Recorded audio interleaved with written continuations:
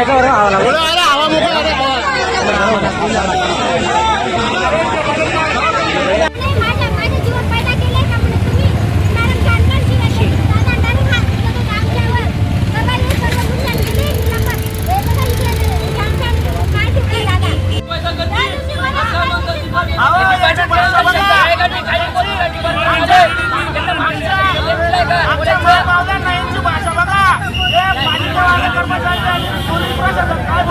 भाषा बघा कशी वापरताय भाषा, त्यांना अधिकार आहे का?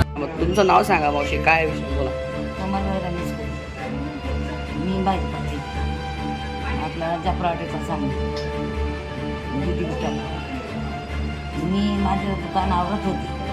गाड्याला लोकांनी सांगितलं मला, मी माझं दुकान आवरून माल भरून गाडीमध्ये ठेवत होतं. माझी 3-4 कॅरेट राहिली होती खाली कॅरेट. मग मी उचलत होती, तेवढ्यामध्ये मॅडम आली, माझ्या हाताने उचलत होती. मी ती तिकडे ताणायची, मी इकडे ताणायची. तिने मला पाळलं आणि माझ्यावर कुदून बसली. मग मी गाडी हारू दिली नाही.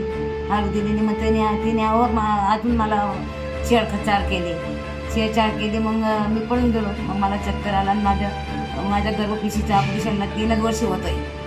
3 वर्ष होत आहेत माझ्या गर्भपिशी ऑपरेशनच्या जवळ मला लागलंय. मला ठणक लोकांची जागावर चालूच. मोरे अनेक वर्षापासून फळभाजी विक्रेते येथे धंदा करताय, बरोबर.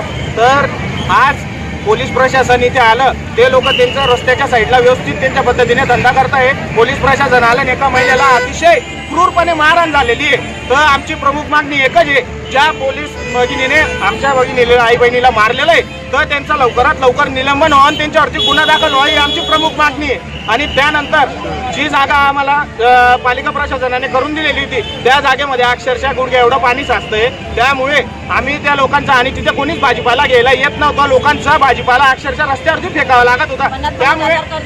त्यामुळे इथे परत आता आम्ही धंदा करायला आलेलो आहे, भाजीपाल्याचा धंदा करायला. तर आमच्या लोकांना यांनी त्रास देता कामा नये हीच आमची मागणी आहे. आम्ही मागणी शिवसेना जिल्हा प्रमुख मनोज मोरेंकडे टाकलेली. मनोज मोरे आता इथं येत आहे आणि ते आम्हाला न्याय देतील ही आम्हाला अपेक्षा आहे.